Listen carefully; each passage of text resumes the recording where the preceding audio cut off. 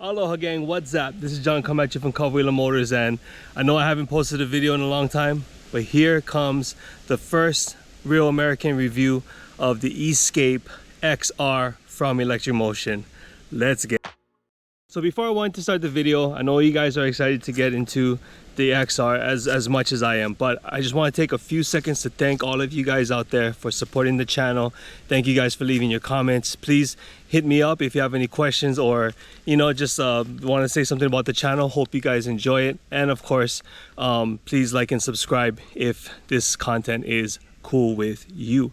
Now before we get into this XR, I just want to say this bike is pretty amazing. Like, I took it out of the box and it is everything that I expected and a few things more, and we're gonna do two parts of the stuff that you see from the outside, and then we're gonna do the second part of stuff you see on the inside. So without wasting any more time, let's get to the 2024 XR by Electric Motion. All right everybody, so this bike is, needless to say, freaking awesome. Okay, I can't stress this more. This is something that I always wanted since 2020, when I initially heard that EM or the trials world had a shortage of tech fork trials forks. I kind of suggested to them, like, hey, why don't you put inverted forks on the Escape and then call it a enduro model? And things couldn't be done, this and that, yada yada. But now look, here we are, 2024, and we got the all-new Escape XR. Now, a couple different things from the previous video of the prototype, and I'll put the link up here. For the prototype that Spencer Wilton took the #1 plate in at the 2023 TKO. A couple things have changed, but the spirit of the bike is the same. Now, again, starting from the top, like we always do, right? You got the Niken bars. They kept the Niken bars. They actually have the new display here that come with all the high-end bikes for Electric Motion. And this is actually kind of cool. Like, I didn't think it was going to be that big of a deal, but it actually is kind of nice. So you have your domino throttle, you have a Nissan front caliper that pumps that Nissan front brake with the massive rotor, and we'll get to that a little later. But you have your front caliper here, your domino throttle, and this has replaced your lanyard, your magnetic lanyard. So some may say that's good, some may say that's bad. I personally kind of like it, but I also do like the safety of the lanyard when you're doing trial stuff. Now, given that this is a trail bike, this is probably a better option. So you want to turn the bike on, of course, which is always done from the same port. And then once the bike is on, the screen will light up. And then you have your on and off button here.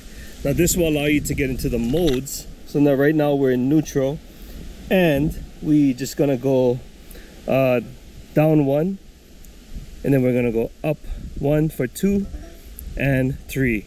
The difference now is that with this new button style, you have your plus and your minus for the modes, but you can't scroll, you can't carousel through the modes. So now you're at 3, you're gonna have to press the down button to get it back down to 1. Your gray button here, it's a kind of a hard switch, but this is your FRB, your fixed regenerative brake. And if you don't want to look at the screen, you're tired of looking at the screen, or you want to conserve some battery, because some people think that this is going to actually kill your battery, but it's not really going to. You hit this button on the top. Now this button turns the screen on and off. And uniquely enough, this button actually ties into the screen itself. So that's one less wire that goes down into the bike. You can see there's only literally 3 wires here. So it's one for the screen, one for the throttle, and another one for the on and off switch over here. So that's good. It kind of cleaned it up. I got to get into that later on, and that's part 2 of the internals of the bike, showing you like what's different inside. But that's something new that comes with this, I believe they call it the TFT screen here. You have your brake tech front master cylinder for your clutch. That hasn't changed, and of course this is the clutch model. We wouldn't have it any other way. The clutch is key. It's good. It's key for delivering power, taking away power. When you're doing hill climbs, it's critical for having a controlled pop when you want to get that front end up. something you just can't get with just the throttle. I mean, you can get really good at it, but it's just not the same as, say, dumping a clutch, you know. Of course, you have TKO on this, and these bikes have EM Connect, which is the app that you can go into. You can change the power settings, you can adjust your TKO, you can adjust your throttle response, you can adjust your top speed, you can adjust your torque. So you can literally take this bike and turn it into a very slow beginner bike, or you can kick it up a notch and have it a lot more fast. I haven't gotten into the app yet, but I'm pretty sure it's set kind of at the middle mode. And at the middle mode, this bike still has quite a bit of power. All right, now moving over to the front, we got this kind of cool number plate. Looks kind of like a Husky. I don't want to throw any other brands out there, but kind of similar in a Husky shape. And you got the front fender like you've seen on another video that I did. I put the YZ front fender and it looked pretty cool. This is beautiful front black fender, and I love the matte graphics. I love that they went with matte graphics. I don't know why I had a hard time telling these were matte from all the videos that everybody was posted, but I freaking love them. It's great, and especially like the gray on the back. But I'm getting away from the front. Yeah, these Fast Ace forks, although I did have some reservations about the Fast Ace being, you know, everybody knows there's nothing to hide. Fast Ace is a Chinese brand, and I was kind of leery about why they would put a Chinese fork on a French bike. Never really understood that, but after riding a little bit, I feel like these Fast Ace forks, you know, with a little tuning, can actually be really good. As you guys know, I had the Tech forks on them on my Escape X mod, and the Tech forks, although very good, high quality Italian forks, they felt a little bit heavier than these, just in the front end alone. So we'll see over time. Time will tell how they hold up. But these new triple clamps to hold the Fast Ace forks look very beefy. I believe they kept with the same steering stem design, you know, so they didn't change anything there. Your bearings didn't change too much. But right off the bat, you can see how the frame has been massively upgraded as far as stability wise. Now this is the one thing that I was warned about, and you know, I do know can happen, but basically this reinforcement brace here was added, as well as this reinforcement brace is a little bit thicker. You can see the welds, and this is the obvious one, this brace here. Now the bad thing about this bike, and I wouldn't say bad, but the one thing about this bike, because this brace is here, you can't retrofit it to a trials bike anymore. Now it's pretty much always got to be an E-Skate, because the battery slides in from the top and you cannot slide it in from the side anymore.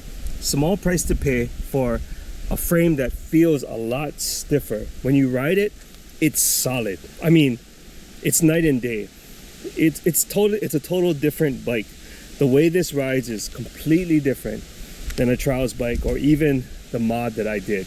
I loved my mod, but it wasn't as stiff, it wasn't as sturdy, and riding both of them, you can still feel a little bit of flex in the frame that it wasn't necessarily scary, but it was just something you would notice.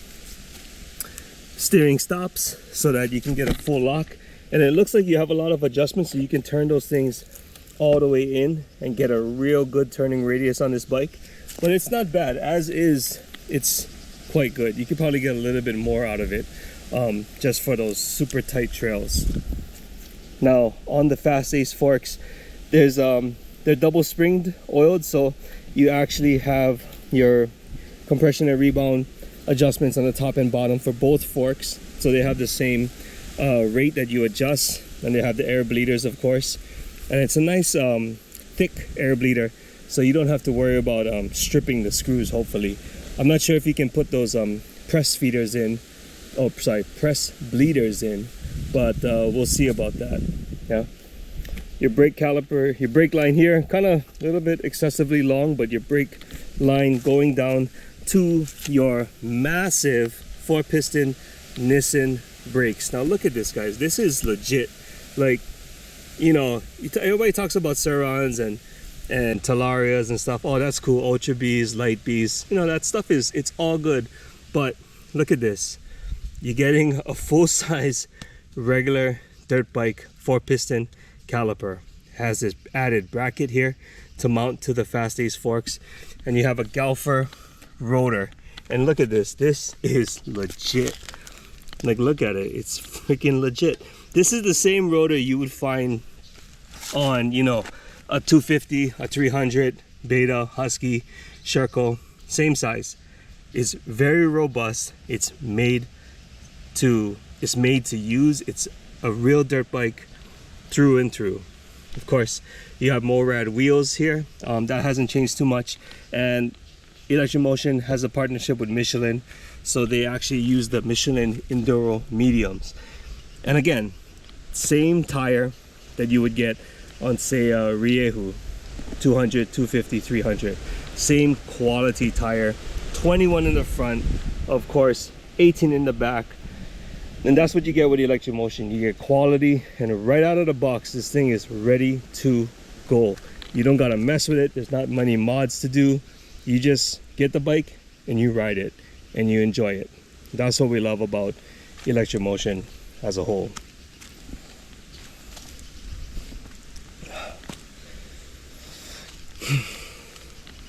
All right, now coming to the battery area, there's something that about the battery you can't really tell, but this is a 71 amp hour battery. And of course, again, like you've seen in my video of the most modded Escape in pretty much the world, you know, I built a battery like this before, and the runtime on this is amazing. It's 71 amp hours, so literally you're getting about 40% more life than your traditional 50 amp hour Escape R pack. Now I believe in here is 21700 cells, and that's how they got the amp hour, but you're still running 50 volts, which some would say maybe not that much of a good thing, because you'd want 72 for more power. But with the upgraded controller, which we'll get into later, and the upgraded gearing, which we'll also get into a little bit later, the bike feels pretty snappy, and I actually really like it. So 71 amp hour 50 volt battery pack, same on and off switch here, same configuration. That hasn't changed, which is great. Of course, you have your transmission, gear driven clutch transmission. This is the original model. Now this is not the 4-speed model like the Factor E that they've been showing off lately with the 4-speed. This is your standard single speed, but it does have the clutch in here. And of course, that's tried and true for the past, on what, 5-6 years, well actually 4 years, sorry, that they came out with the clutch model. It hasn't really changed much, so that's great. Still solid billet aluminum. They're not skimping on the quality of their drivetrain. But I do want to say one thing that they've upgraded, and it was real obvious to me, and I wish they would have brought this stuff up, you know, a little bit earlier, because I think it's really important, is they changed the gearing, and also they changed the chain size. So now you're actually utilizing a regular 520 chain, not the typical 428 like you see with the other Electric Motion bikes. They've always been known to have a smaller, you know, smaller chains and whatnot, but you're getting a real robust chain here. Now it comes with the S3 chain guide, which is actually great, because, you know, that other one kind of wore out pretty fast, and then you'd have to change it, or, you know, you're just riding with it and it's skipping off all over the place. So it comes with the S3 guide right off the bat. And then, of course, S3 steel pegs. That's pretty much stock as is. And then you move over back here to a 39 tooth rear sprocket. Oh, I'm sorry, 38 tooth rear sprocket. Now this rear sprocket is tiny comparing to the Escape R. The Escape R came with a 58 tooth or 57 tooth rear sprocket on the 428, and I believe it was a 11 on the front. Now I'm not exactly sure what size tooth this is right here. It's a 1 2 3 4 5 6 7 8 9. Oh my god.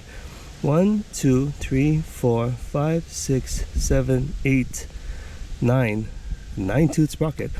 That's pretty weird.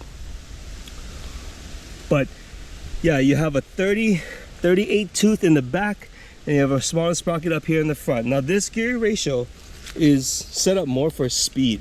It doesn't have as much torque as the Trials bike had or as the E-Scape R had. Just right off the bat, it's not as torquey. And I do have to check if the flywheel comes with this bike in here as well. That may be gone as well, which may lead to a little bit quicker response, but not as jumpy.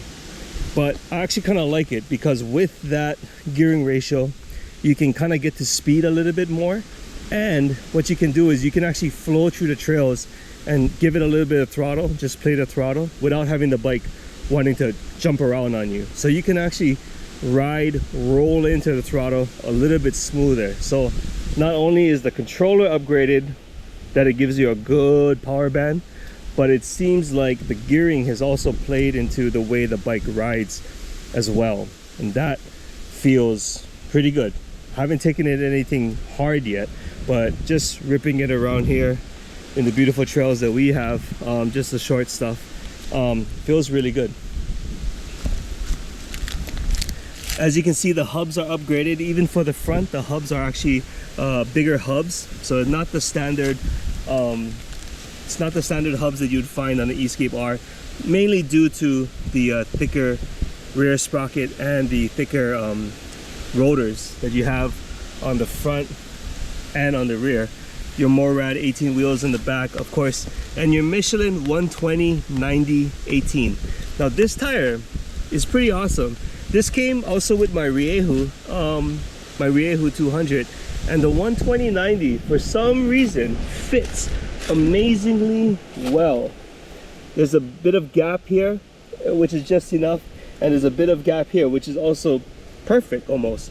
I wouldn't have it any other way. Of course, the tire does seem a little narrow, but with this wheel, this is a regular tubed wheel. It's not a tube-less Trials wheel like you would get on the E-Scape R or the E-Pure Race. So that's kind of good for us enduro guys, because for me personally, the first thing I'm gonna do is put a tubeless system in this wheel, and I'm gonna run it not with the Moose, just the tubeless. And I may change this out, or I can run this at a lower pressure if I want to, but I may change this out to a Kenda Gnarly 120/90, which would give me not only the size, I believe, that would fit perfectly, but it would also give me a softer sidewall and a gummier compound on the knobs, just for that wet rock Hawaiian ice traction that we love so much down here. And we get a lot of, like, again, I say I love this matte gray. I wish they made the whole bike gray. Like, I love this color right here. The seat, nothing has really changed as far as the seat. The shape, the ergonomics, all the same. As far as the body styling, it's really nothing has changed. The frame, besides the extra bracing, really nothing has changed. So the platform of the bike is still pretty solid.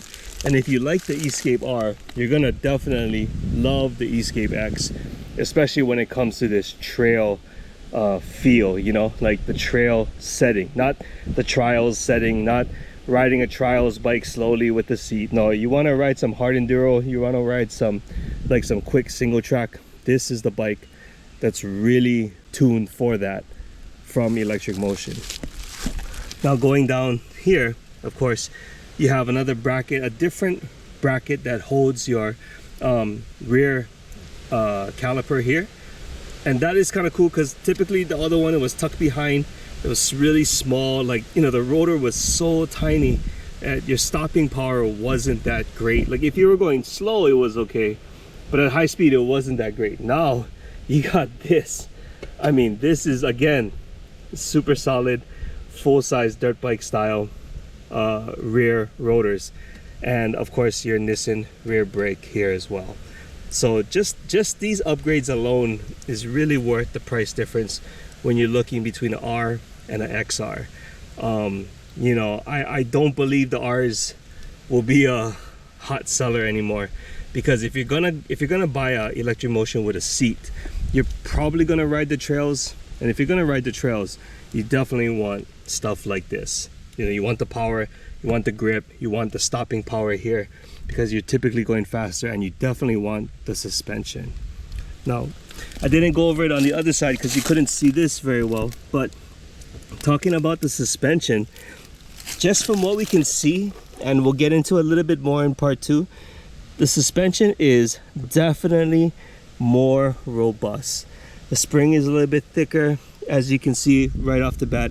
It has a reservoir, which I talked about a long time ago, seen it in other pictures, so that just gives you an extra cushion, lets the fluid cool down a little bit better, and makes the shock perform a little bit better overall. You're not killing a trials shock made for real slow, real precise movement.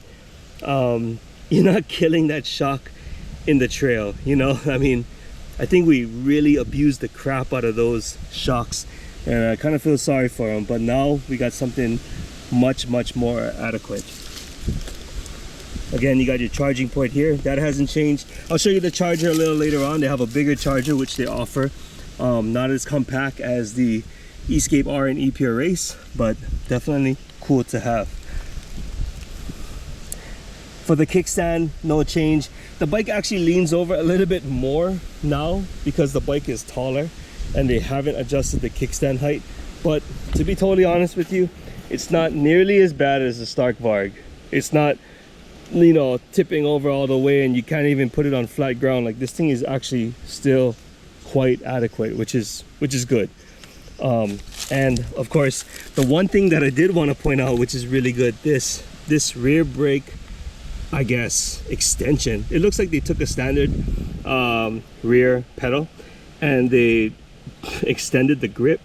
It looks almost like a one-off welded on custom job, but apparently it's the production one. So this is awesome. I actually felt this just now when I was riding, and I don't even have to search for this thing anymore. It's just right there, and that's pretty cool. Not only did they make a bigger pedal, but they actually reinforced the lever as well. So you see this, it's maybe not the best welds in the world, but there is actually a piece that's welded to it here, and that's really gonna kind of keep, you know, this thing from bending as much, which I'm sure you've experienced it with your trials bike. You'd have to put something here and bend it out because maybe you hit a rock and this piece bent, but now it's quite reinforced.